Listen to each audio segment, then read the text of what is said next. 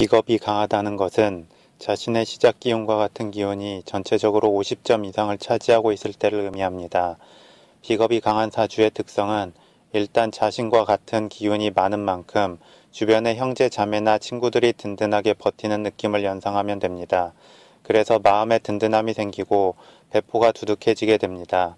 그래서 기분파 기질도 있을 수 있고 자신의 주체성이 강하기 때문에 상황에 끌려가기보다는 주도권을 행사하거나 따로 움직이는 것을 선호하게 됩니다. 또한 비겁이 강하면 자기애도 그만큼 강해지기 때문에 굳이 무언가 부족한 것을 채우거나 의지하는 느낌에서의 결혼을 서두르지 않게 됩니다. 그래서 보통 비겁이 강한 사주는 결혼이 늦거나 결혼관계가 잘 유지되지 못한다고 평가하기도 합니다.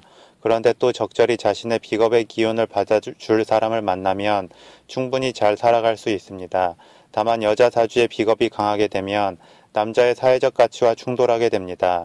따라서 비겁이 강한 여자 사주의 남편은 여성성이 강화되거나 아니면 내면의 자격지심이 커질 수 있습니다. 그런데 소위 말하는 연하의 말 잘 듣는 남자 또는 초식남을 특별히 선호하는 여자가 아니라면 초식남을 남편감으로 선택했을 때 본인 스스로 아쉬움이 남을 수 있습니다.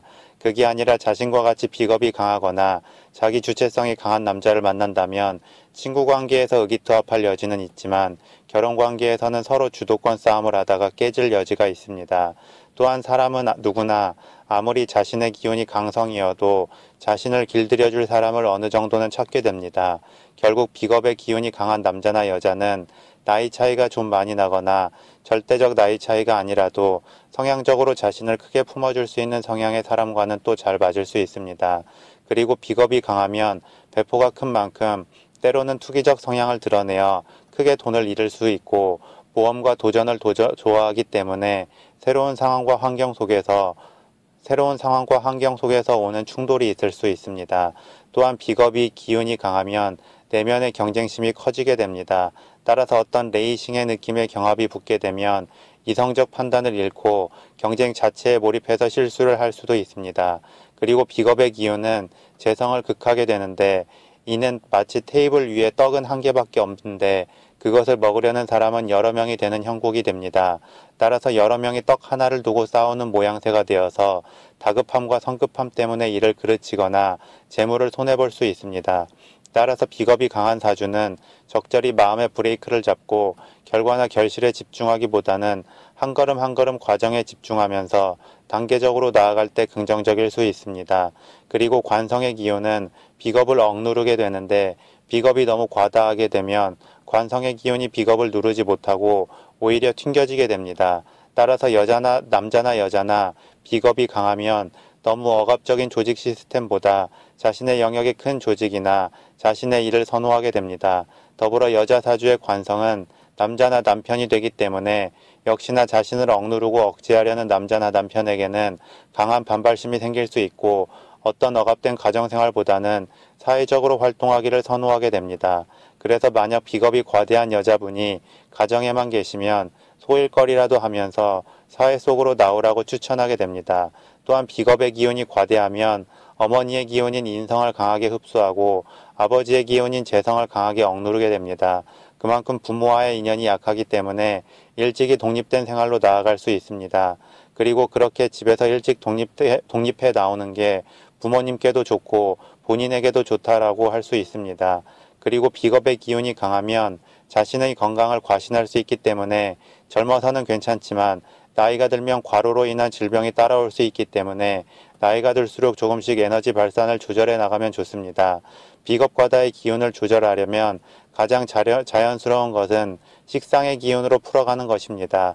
식상의 기운은 어린아이와 같은 기운이 됩니다. 따라서 자신을 표현하고 다양한 호기심을 바탕으로 이것저것 취미 생활을 하며 관심 분야에 몰입해가는 등의 활동을 하면 좋습니다.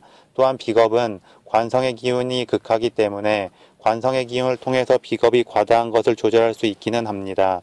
하지만 관성의 기운이 너무 강하게 들어오게 되면 강한 충돌로 오히려 역효과가 나게 됩니다. 마치 불길이 너무 강한 곳에 어설프게 물을 부으면 오히려 불길이 더 번져나가는 것과 같습니다. 따라서 너무 지속적인 억압이나 반복적 시스템으로 자신을 묶기보다는 부드럽게 자신을 억누르게 되는 느낌의 환경이나 상황에 속하면 좋습니다. 마치 강한 불길에 어설프게 물을 붓는 게 아니라 차라리 주변의 온도를 떨어뜨려서 추위를 강화시키면서 자연스럽게 열기가 조절되게 하는 것과 같습니다.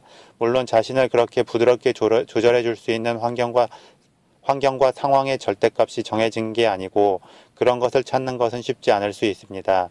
다만 이런 느낌을 이해하고 연상해 나가는 자체에서 조금씩 자신의 과다한 비겁의 기운이 조절될 수 있습니다.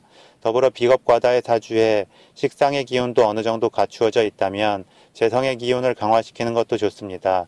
비겁 과다의 사주는 항시 자신의 에너지가 흘러갈 방향성을 찾는 게 좋고 본인 스스로도 본인이 하는 만큼 인정받기를 원합니다. 따라서 성과급 체계가 잘 갖추어진 조직이나 하는 만큼 돈을 더 받을 수 있는 영업 조직 등도 좋고 그게 아니라면 본인 스스로 어떤 구체적 목표를 정하고 강하게 추진해 나가는 것도 좋습니다. 다만 역시나 한 방을 노리는 모양새로 투기적 움직임을 보이면 이는 문제가 생길 여지가 있기 때문에 항시 돈에 있어서는 단계를 밟아가는 게 좋습니다. 왜냐하면 비겁과다의 사주는 배포가 큰 만큼 크게 잃어도 크게 연연하지 않고 또 다른 것을 해나갈 수 있기 때문입니다. 그리고 남들 앞에서 당당해 보이고 싶어 하는 만큼 더더욱 큰 돈을 잃어도 아무렇지 않은 듯 행동할 수 있습니다.